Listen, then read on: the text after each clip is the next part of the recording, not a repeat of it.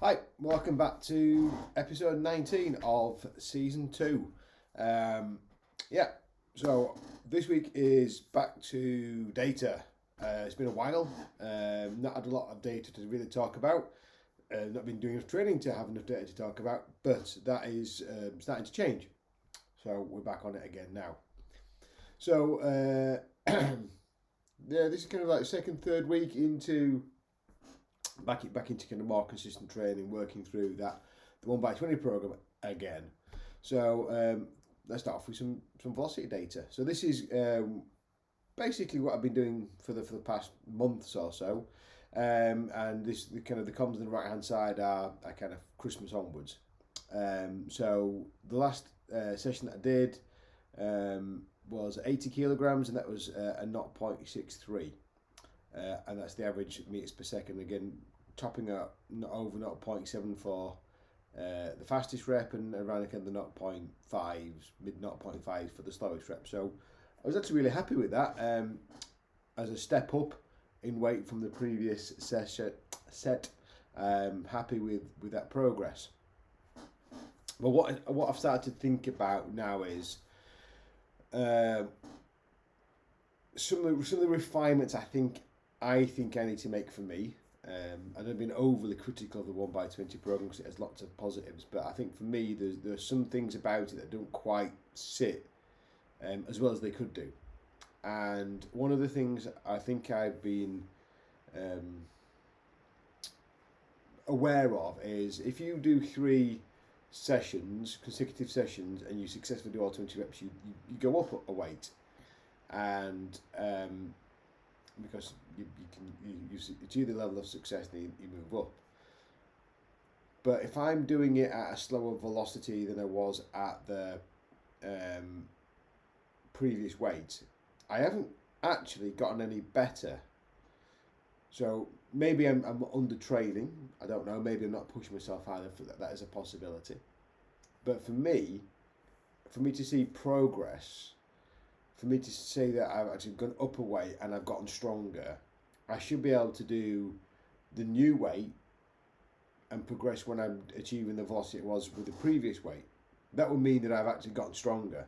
I'm moving a heavier load with the same velocity it was with a lighter load. That's genuine progress as opposed to grinding out more reps.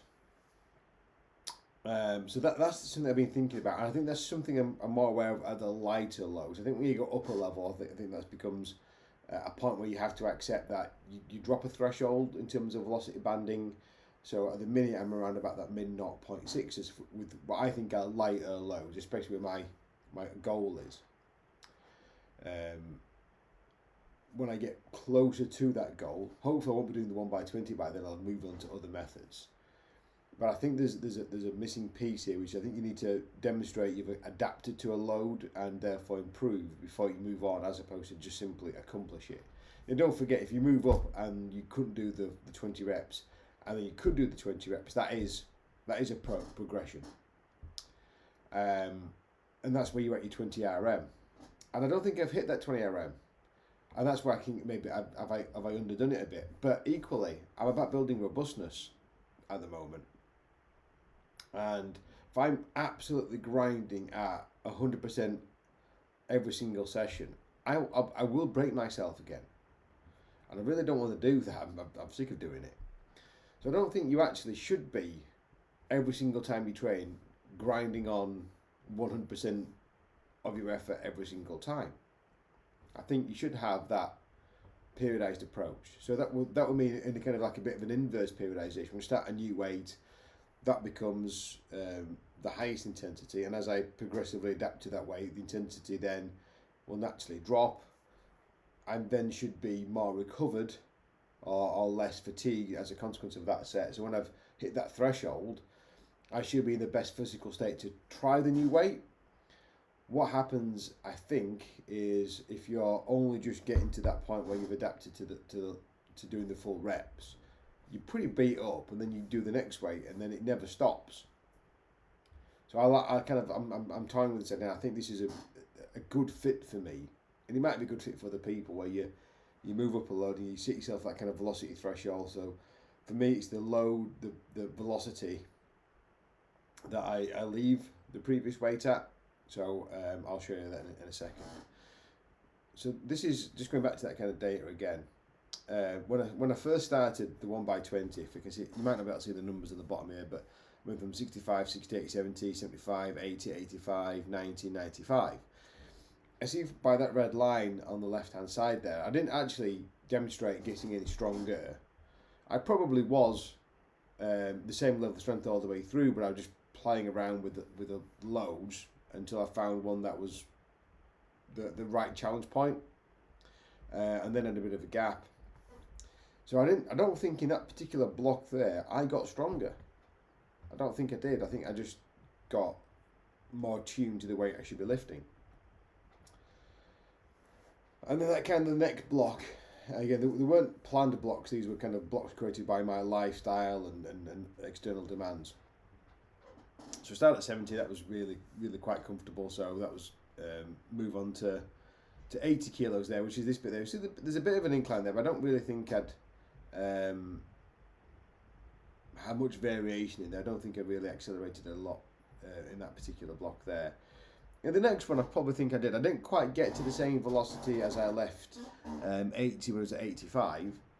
But then I went through 90 and then into 95s, and then this gap here between 90 and 95, these are uncompleted sets. So these ones where I didn't do the full 20. You see, I just got slower.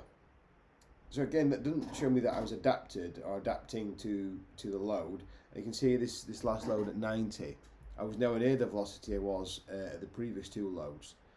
So again, it's reinforcing for me now, looking back and reflecting on this, when I don't think I've generated enough data to show I had gotten stronger to then tolerate the next load up. So that's kind of where I was sitting at the minute. So where does this look like for me now?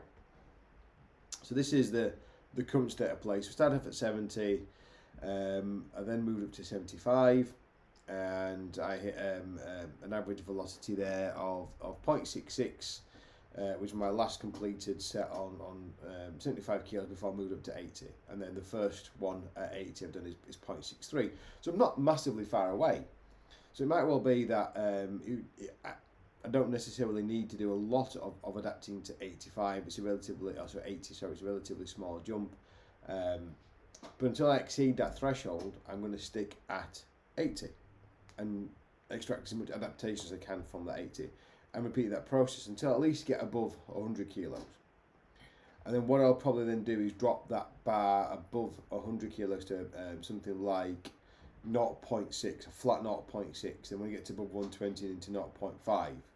So it becomes, as I get closer to the threshold mark I want to gain for, which is double body weight, I can move the number down a little bit. And if I do that, I reckon I can then let go of the 1x20 as a modality and move on to more of those traditionally accepted ways of strength training, the 5x5s and those kinds of things. So that's kind of me reflecting on kind of my personal experiences, using a bit of data to show me where I've maybe making some mistakes or getting, not looking far enough behind me to kind of use that information to make the next step forwards more informed. I'm always looking at, I want to get to the next weight and the next weight and the next weight, because the goal is to do double body weight. So that's kind of the strength training side of things. The other piece of this was about body weight, body composition, health, that kind of stuff. And obviously, there's a nice little neat package, which was the less you weigh, the less you have to squat, which is really positive and advantageous. If you want to squat double body weight, bring the number down, makes life a lot more attainable. And over a period of time, I've been mentioning different challenges. I've not really made significant progress with body mass, and I'd then kind of threw body mass as a frequent measure of progress out the window. It was not working well for me. But it has kind of dropped off a bit. So I'm lighter than I was.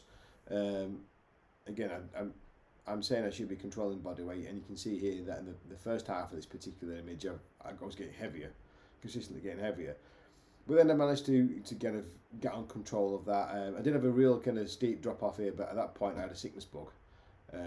So that equated for 3 kilos of body mass, and then obviously as I've gotten healthier, the fluids that I would lost and lack of eating had calibrating, and Christmas helped with that, as it typically does. So yeah, I'm back around about that 94 kilo mark, and I'm really definitely looking to drop a bit more than that, but not really putting a lot of mental effort into that particular number. I think that's a consequence of some things else that I've been looking at. So what I then started to do is, rather looking at body mass, it was like a daily basis, which was not like mentally particularly healthy for me. It was not working well for me.